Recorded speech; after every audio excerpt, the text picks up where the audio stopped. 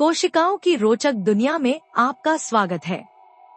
आज हम दो मुख्य प्रकार की कोशिकाओं, प्रोकैरियोटिक और यूकैरियोटिक कोशिकाओं का अन्वेषण करेंगे, साथ ही उनकी अनूठी संरचनाओं और कार्यों को भी समझेंगे।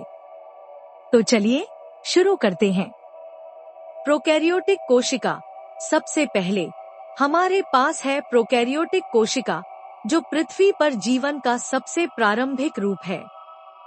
प्रोकैरियोटिक शब्द ग्रीक भाषा से आया है, जिसका अर्थ है न्यूक्लियस से पहले। ये एकल कोशिकीय मतलब सिंगल सेल जीव होते हैं, जिनमें कोई वास्तविक न्यूक्लियस या झिल्लीबद्ध मतलब मेम्ब्रेन बाउंड ऑर्गेनेल्स नहीं होते। इसके उदाहरणों में बैक्टीरिया और आर्किया शामिल हैं।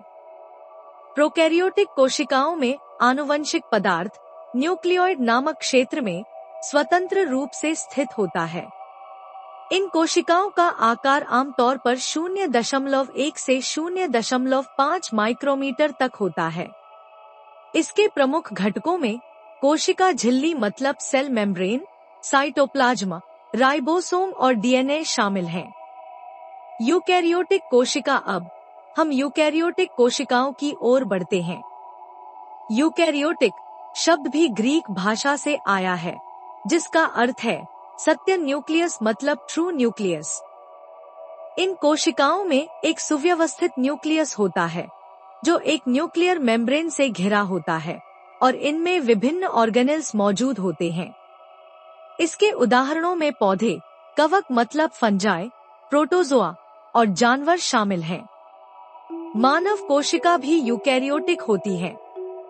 यूकैरियोटिक कोशिकाओं का आकार 10 से 100 माइक्रोमीटर तक हो सकता है। अब हम इसके दो मुख्य प्रकारों, पादप और जंतु कोशिकाओं मतलब प्लांट एंड एनिमल सेल्स की विशेषताओं को समझते हैं। पादप कोशिका मतलब प्लांट सेल। पादप कोशिका अद्वितीय होती है। इनमें कोशिका झिल्ली मतलब सेल मेम्ब्रेन, कठोर कोशिका भित्ति मतलब सेल वॉल और प्लास्टिड्स होते हैं। प्लास्टिड्स 3 प्रकार के होते हैं।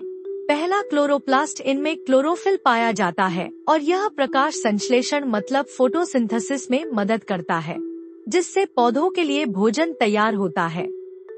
दूसरा क्रोमोप्लास्ट। इसमें कैरोटीन नामक रंग द्रव्य होते हैं, जो पौधों को पीला, लाल और नारंगी रंग प्रदान करते हैं।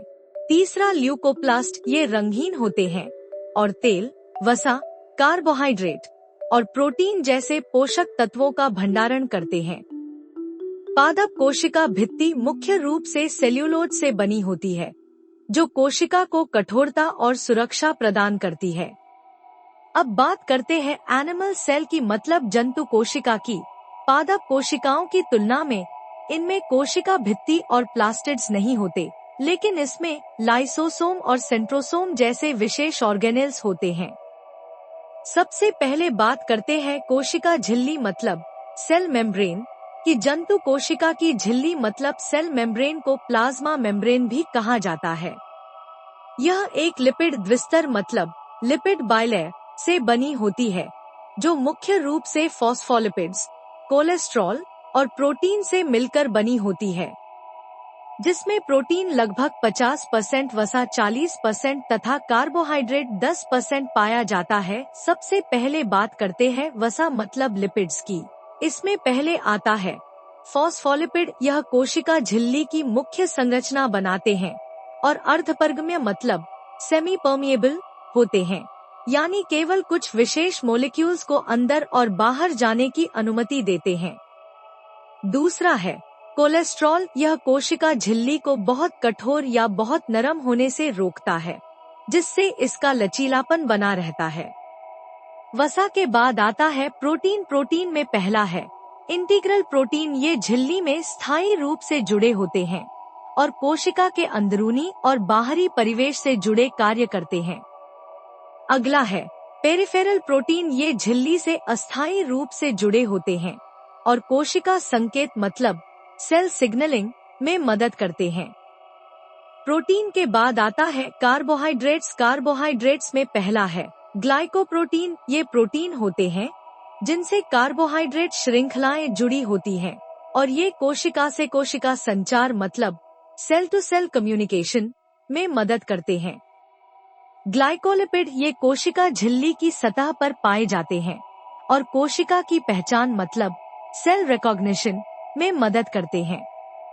कोशिका झिल्ली के कार्य, यह पोषक तत्वों को अंदर लाने और विषाक्त पदार्थों को बाहर निकालने में मदद करती है। यह कोशिका की सुरक्षा और संचार सुनिश्चित करती है। तो यह था कोशिकाओं की अद्भुत दुनिया का संक्षिप्त परिचय। प्रोकैरियोटिक से लेकर यूकैरियोटिक कोशिकाओं तक, पादप से लेकर जंतु कोशिकाओं तक, प्रत्येक प्रकार की अपनी विशेषताएं हैं जो जीवन को बनाए रखने में मदद करती हैं। इस तरह के और शैक्षिक कंटेंट के लिए लाइक, शेयर और सब्सक्राइब करना न भूलें।